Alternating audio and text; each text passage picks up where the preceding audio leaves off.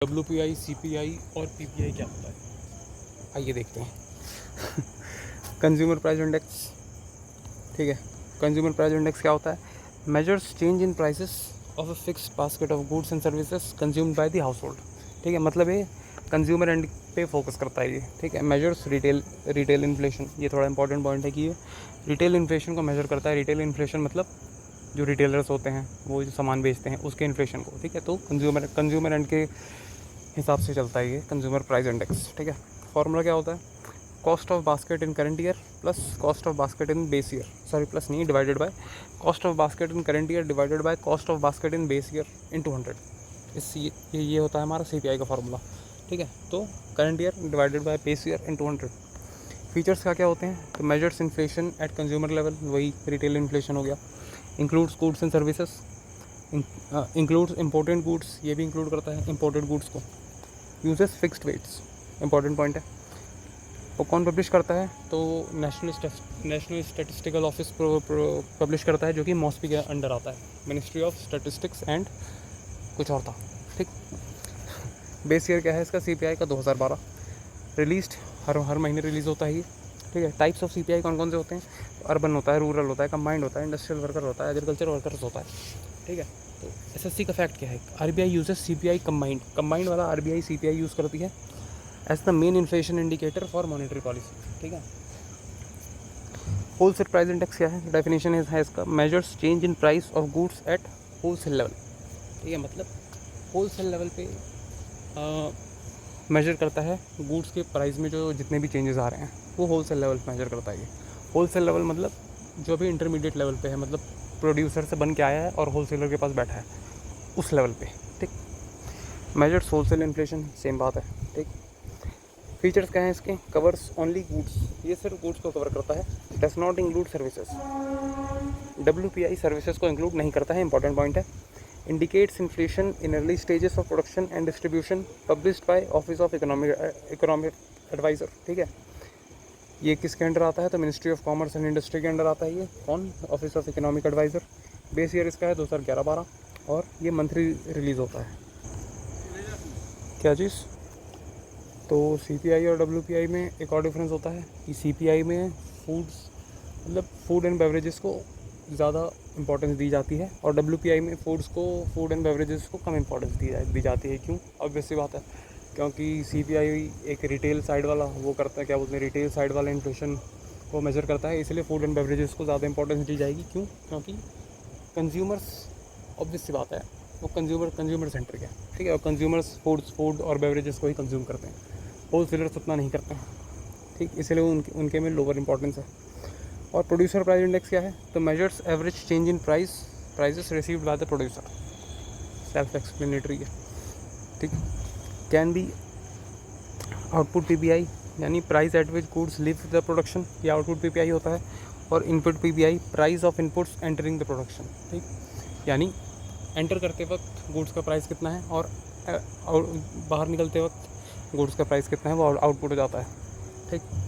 Features क्या होते हैं? तो इंक्लूड्स, ये गुड्स एंड सर्विसेज दोनों इंक्लूड करता है। WPI सर्विसेज इंक्लूड नहीं करता है कि नहीं? हाँ, WPI सर्विसेज इंक्लूड नहीं करता है, बाकी दोनों CPI और PPI के दोनों गुड्स एंड सर्विसेज दोनों इंक्लूड करते हैं, ठीक। एक्सक्लूड्स इनडायरेक्ट टैक्सेस, PPI में से एक्सक्लूड हो जाता है। रिमूव्स मल्टीपल काउंटिंग बायस मतलब वही इंटरमीडिएट गुड वाला काम हो गया। वेट्स फ्रॉम सप्लाई, मतलब सप्लाई साइड पे ये थोड़ा ज़्यादा वेटेज देता है। India currently uses WPI, not a full fledged PPI system, ठीक है। मतलब इंडिया अभी WPI सिस्टम को यूज़ करता है, PPI सिस्टम उतना ज़्यादा डेवलप नहीं हुआ है हमारे यहाँ। GDP डिफ्लेटर क्या होता है? ये GDP वाले में भी पढ़ा है कि measures price change of all goods and services produce domestically, most comprehensive measure of inflation, ये GDP डिफ्लेटर होता है। फीचर्स क्या है? तो cover all goods and services produced in the economy, includes changing expenditure patterns, excludes imported goods, important point है। Released quarterly with GDP estimates, ठीक है। अब डिफरेंस क्या है CPI WPI और GDP डिफ्लेटर में? तो CPI क्या होता है? रिटेल इन्फ्लेशन होता है। WPI क्या होता है? होलसेल इन्फ्लेशन होता है। और GDP डिफ्लेटर क्या होता है? ये इकोनॉमी वाइड इन्फ्लेशन होता है, ठीक। कवर क्या करता है CPI? तो goods and services, WPI only goods, PPI goods and services and GDP all domestic goods and services, ठीक।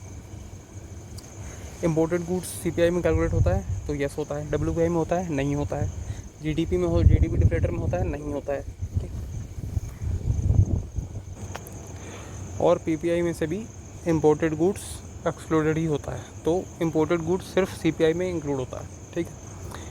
वेट्स तो फिक्स्ड बास्केट होता है इसका सीपीआई का, डब्ल्यूपीआई का भी फिक्स्ड बास्केट होता है, जीडीपी डिफ्लेटर का वेरिएबल बास्केट होता है। कौन पब्लिश करता है सीपीआई को, तो एनएसओ देख लिया, और office of economic adviser WPI को पब्लिश करता है, और जीडीपी डिफ्लेटर को भी एनएसओ पब्लिश करता है, ठीक। फ्रीक्वेंसी क्या है, तो सीपीआई मंथली होता है, डब्ल्यूपीआई भी मंथली होता है, जीडीपी डिफ्लेटर क्वार्टरली होता है। आरबीआई सीपीआई पे फोकस करता है, डब्ल्यूपीआई पे फोकस नहीं करता, और ये रेफरेंस इंडिकेटर होता है आरबीआई के लिए, क्या, जीडीपी डिफ्लेटर, ठीक है। पीपीआई वर्सेस डब्ल्यूपीआई क्या है, तो measures wholesale prices PPI, measures producer prices PPI, ठीक। डब्ल्यूपीआई होता है wholesale prices, includes some taxes and distribution cost, excludes indirect taxes, ठीक। डब्ल्यूपीआई में ओनली गुड्स होता है, इसमें गुड्स एंड सर्विसेज होता है। मल्टीपल काउंटिंग पॉसिबल होती है डब्ल्यूपीआई में, पीपीआई में मल्टीपल काउंटिंग नहीं होती है। Weights based on traded value, weights based on supply, ठीक है। सीपीआई वर्सेस पीपीआई क्या है, तो prices paid by consumers, prices received by producers, based on consumer expenditure survey, based on supply, ठीक। रिटेल लेवल पे होता है सीपीआई, पीपीआई होता है प्रोड्यूसर लेवल पे। बेस इफेक्ट क्या होता है, तो current inflation depends on inflation in the same period of the previous year, ये होता है base effect. Basically base year वाला वो है ना, कि अगर बेस ईयर 2011 को ले रहे हैं तो उसके बेसिस पे आज वाला क्या बोलते हैं कंडीशन को हम जज करेंगे, तो इसे बेस इफेक्ट कहा जाता है। एग्जांपल, प्रीवियस ईयर का इन्फ्लेशन काफ़ी कम था और करंट प्राइस राइज जो है वो हल्का सा प्राइस राइज हुआ है, तो इन्फ्लेशन अपीयर्स हाई, ठीक। प्रीवियस ईयर इन्फ्लेशन अगर हाई था और इस साल का क्या बोलते हैं प्राइस बिल्कुल सेम है, कोई कुछ बड़ा घटा नहीं है, तो इन्फ्लेशन कम दिखाई देगा, इसे कहते हैं बेस इफेक्ट। लो बेस इफेक्ट में हाई इन्फ्लेशन होता है और हाई बेस इफेक्ट में लो इन्फ्लेशन होता है, ठीक है।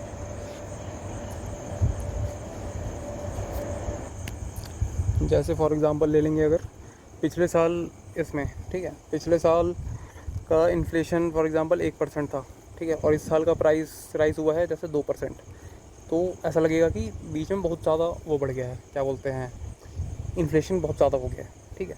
और उसका विपरीत क्या होगा, प्रीवियस ईयर का इन्फ्लेशन फॉर एग्जांपल 10% था, लेकिन प्राइस क्या बोलते हैं सेम हो गया, इस साल का प्राइस सेम ही है, तो इन्फ्लेशन कम अपीयर होगा, क्योंकि प्राइस बढ़ा ही नहीं ना।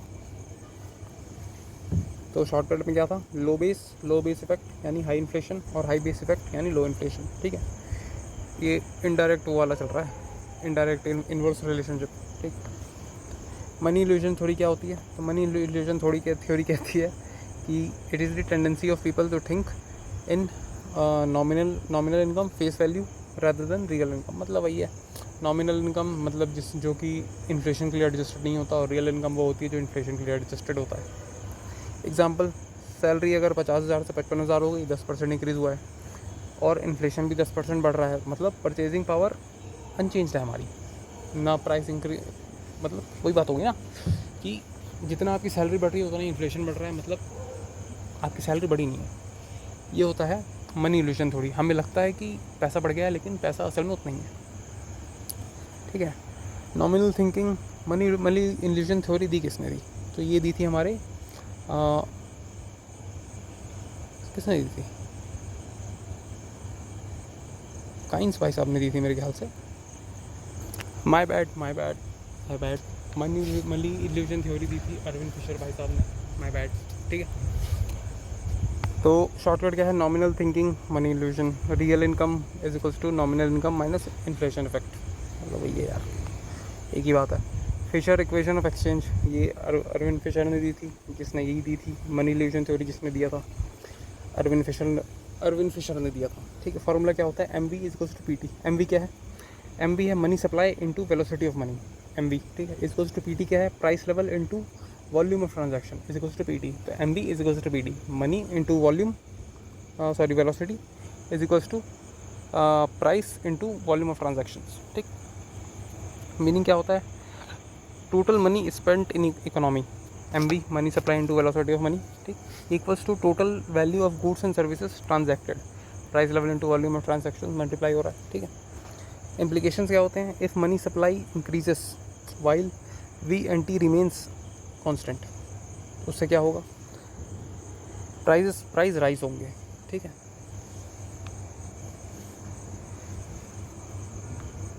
दस excessive increase in money supply can cause inflation, ठीक। MV is equals to PT Fisher's equation of exchange, इसे फिशर्स इक्वेशन ऑफ एक्सचेंज कहा जाता है। Basis of quantity theory of money, ये क्वांटिटी थ्योरी ऑफ मनी का basis है। More money supply is equals to more inflation, obvious सी बात है। डिफरेंस क्या है मनी इल्यूजन और MVPT में, फिशर इक्वेशन में? मनी इल्यूजन एक साइकोलॉजिकल कंसेप्ट है, जबकि फिशर का जो इक्वेशन है, जिसे इक्वेशन ऑफ एक्सचेंज कहा जाता है, वो एक मॉनिटरी थ्योरी है। Money illusion related to perception of income है, और फिशर इक्वेशन वो है related to money supply and prices, ठीक। Money illusion nominal versus real income से डील करता है, और फिशर का equation quantitative theory of money से डील करता है। Money illusion people misjudge purchasing power money illusion के कारण, और फिशर इक्वेशन ये इन्फ्लेशन को एक्सप्लेन करता है। बस इतनी सी बात है।